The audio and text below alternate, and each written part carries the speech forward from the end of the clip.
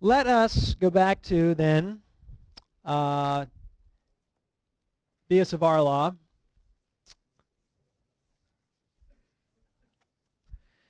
And I was debating whether to go through this derivation, but I think I'll do it just to do it, just to show it. And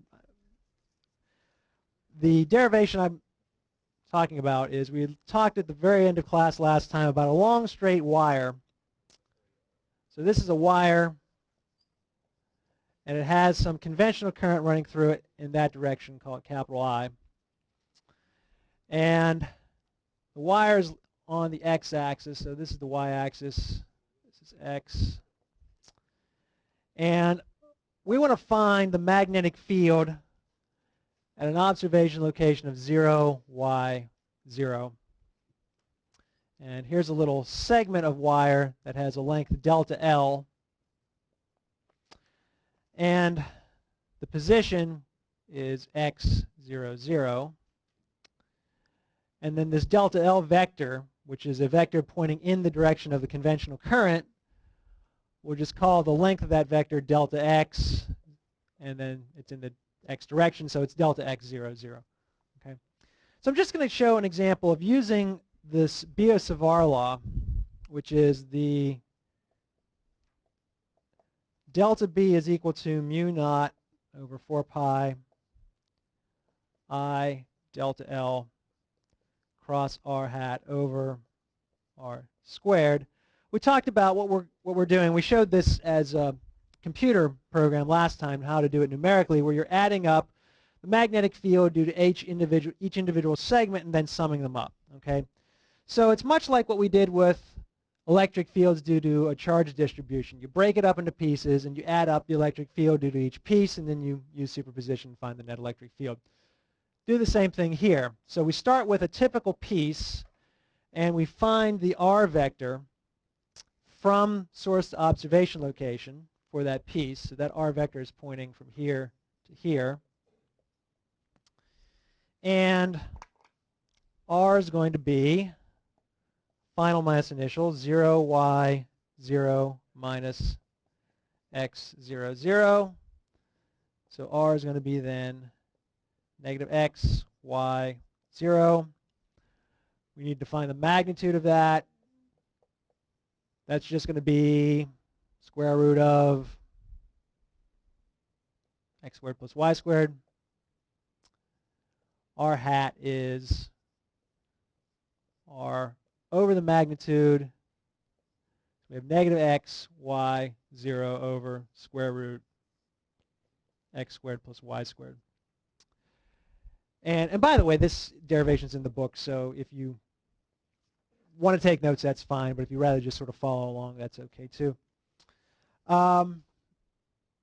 We need to do the cross product here. Okay, so we found r hat and we found r. Now we want to think about this cross product delta L cross r hat. So we have delta L cross r hat is going to be delta x 0, 0 cross with negative x, y, 0 divided by this magnitude. And already we know, what's the direction going to be? Before we even work this out, the direction is going to be what? Out of the board, right? Right-hand rule. Fingers in the direction of delta L. Curl them towards r hat. Thumb points out. So we know that we're just going to get a z component, and that delta B is pointing out. Okay.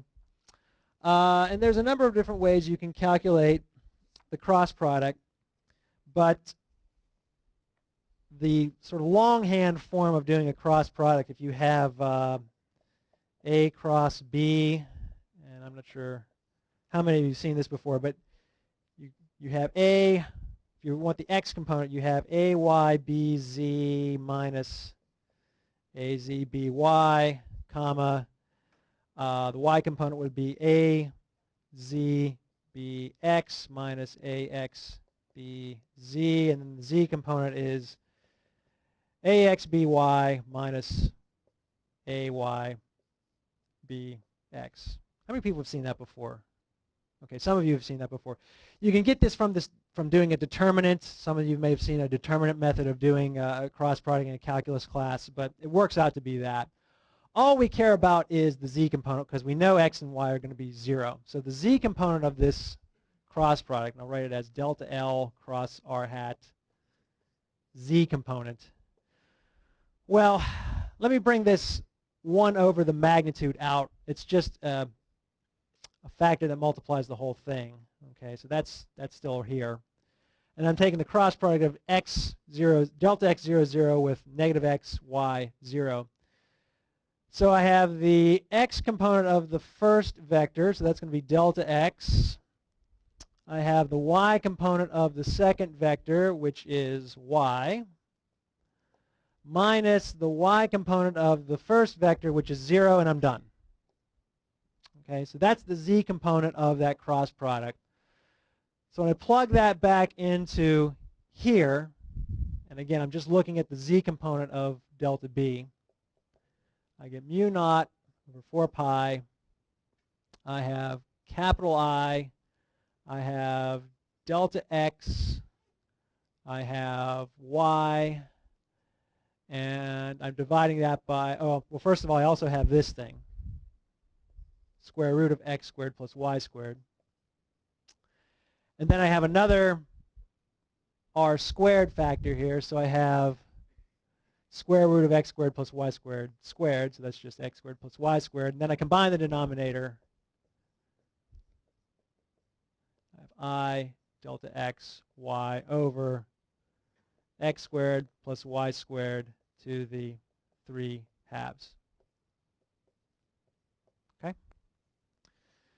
Once you've got this delta b, and notice it's in terms of, again, we're going to do an integral, so we're going to sum up all these delta b's, or take an integral of the db's if we go to very small pieces. Then what's our integration variable? What are we summing over? What's changing as we move from one segment to another? X, right? X is changing. So we've got everything in terms of the integration variable and constant, so that's okay. And x is running from where to where? Well, x is running from, let's say, for a segment that has a length of L, x is going from negative L over 2 to positive L over 2. And that gives,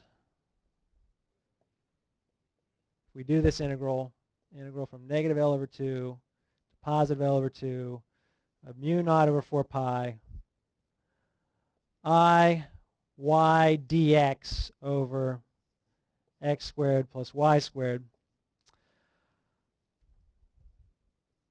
Mu naught over 4 pi I and y are all constant, so it just becomes an integral of dx over square, or excuse me, not square root, x squared plus y squared to the 3 halves. X squared plus y squared to the 3 halves. When you do that integral, you will get the following, and you either look it up in a table or plug it into Mathematica or something like that, and you get the following result. The magnitude of the z component is going to be mu naught over 4 pi L, the length of the wire, times I over the y times the square root of y squared plus L over 2 squared. Okay? And then because, okay, so that's a result for the magnetic field of a wire of length L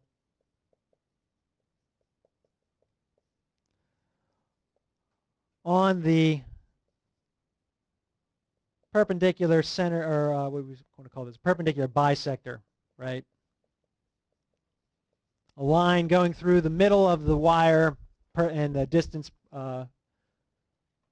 point perpendicular away, perpendicular distance away of y. Okay, but again, we usually call that distance r as usual, so I just make a change in substitution.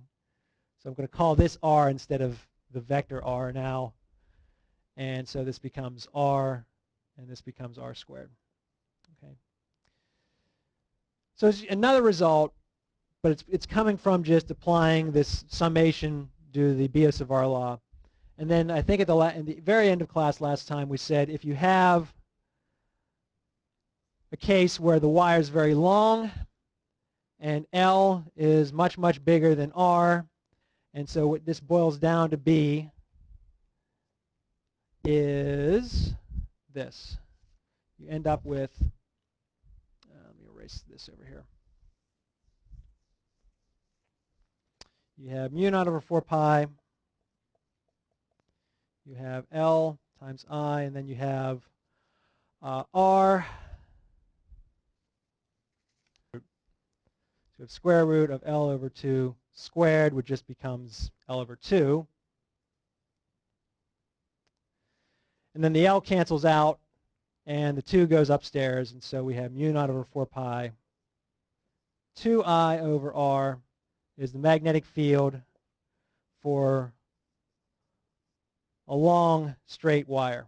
Okay, this is a case where L is much, much bigger than the distance away from the wire. Okay, so it's kind of a nice expression. Kind of, again, it's an approximation, but it's a useful approximation, and we get this 1 over R distance dependence similar to the 1 over R distance dependence for a long charge rod, for the electric field of a long charge rod. Okay. Questions here? This just, it's a derivation, just going through the machinery of getting this result. You can review it in the book, but I just wanted to show where this comes from as just an example.